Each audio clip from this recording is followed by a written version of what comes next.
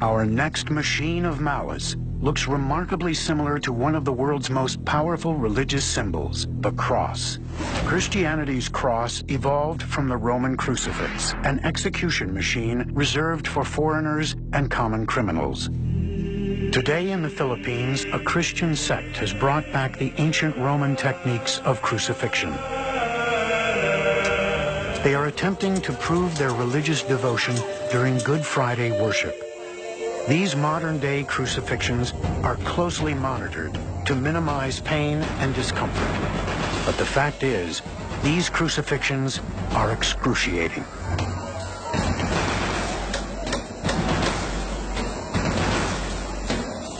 This participant is removed after only 5 minutes on the cross. The pain is so intense for this worshiper, he's brought down in less than a minute.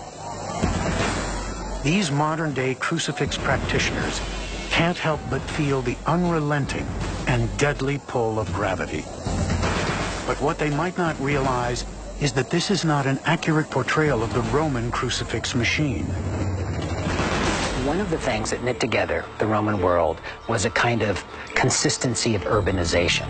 You could go to any city, practically, and know what to find. Baths, places to stay, but you also knew, as you passed into the city, that there was a place of crucifixion. And as visitors, whether they were Roman citizens or the people that they were supposed to control, they would pass by these areas that demonstrated Rome's power and might. Crucifixion is part of Roman propaganda. Don't rebel against Rome. These are the consequences. And crucifixion was reserved really only for those criminals that threatened the Roman order. Anybody that was a threat or even perceived as a threat would be crucified. That's what they used to keep the provinces and the people in line. So really, the longer you have someone on the cross, the more effective it is from the Roman perspective. Well, we've got a 12-foot high crucifix, and we're going to try to dig down 3 feet. 3 feet, I think, will give us enough stability once we get it in there. So when thinking of the crucifix, you've got a very simple device harnessing a very simple power, the power of gravity, to come up with one of the most inhumane ways to die ever. You've got the pain, the humiliation, the possible exposure, just about everything you can die from. And Jeremy, we're going to put this in our hole. Give it a hand there. Okay, and then let's turn it so it faces right about there. We're positioning it this way because the condemned is facing the morning sun. He's exposed to the elements all day long. The Roman crucifix consists of a vertical wooden pole 9 to 12 feet tall. A full 1/3 of this pole serves to permanently lock the device into the ground. Next, a shorter 6-foot horizontal beam, called the patibulum, attaches on top via mortise and tenon design. When they would put a person on it, they probably would put the person evenly distributed on both sides so that it's a balanced weight going through your center beam into the ground. As long as that beam's also center with them, you have a great amount of structure right there.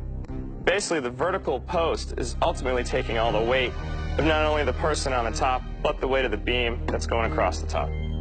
The crucifix structure contains no moving parts until the victim is attached to it. Then, gravity does all the work as a victim slowly and painfully melds with a machine.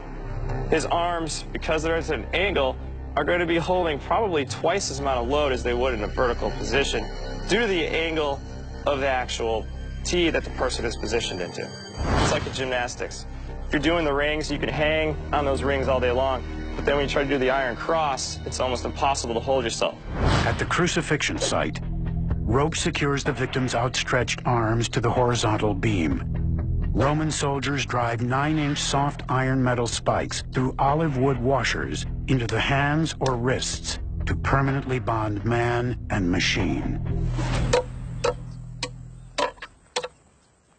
Most of the Roman crosses would have been what's called the tau shape, that is to say a capital T, and not what we call the Latin T, which is what we're more or less accustomed to, especially in the West, when we think about the cross. The reason for that is if you're trying to hoist up a victim onto the cross. If you've already nailed them on the ground to the patibulum, let's say to the crossbeam, all you have to do is hoist them up, slip it in at the top, and you're done. This means the main vertical beam is left in the ground for multiple crucifixions. Just the top horizontal crossbeam leaves the crucifixion site. This makes the crucifix an incredibly economical execution machine. Scientists differ on what parts of the arm can sustain being spiked. Recent studies indicate that the gap between the ulna and the radius bones in the wrist is the most effective way to secure a crucifix victim.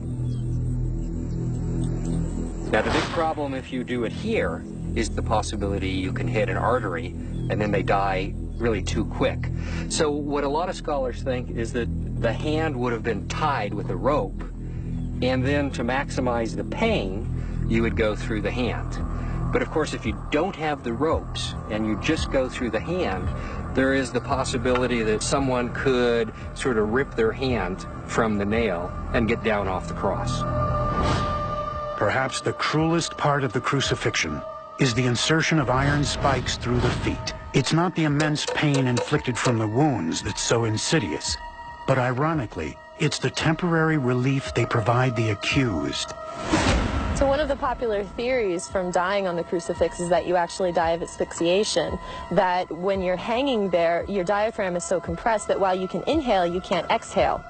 So a crucifix victim instinctively tries to lift his lungs to exhale by pushing up against the iron nails in his feet. This is an attempt to release the diaphragm from the grip of gravity. But the act of applying pressure against the spikes reactivates the damaged nerves of the feet and hands in an explosion of pain. Altogether, you're dealing with the pain both from your hands and quite possibly your feet. You're dealing with probably at least a little difficulty breathing, not to mention the exposure from the elements, dehydration, hunger, wild animals, whatever you have coming at you.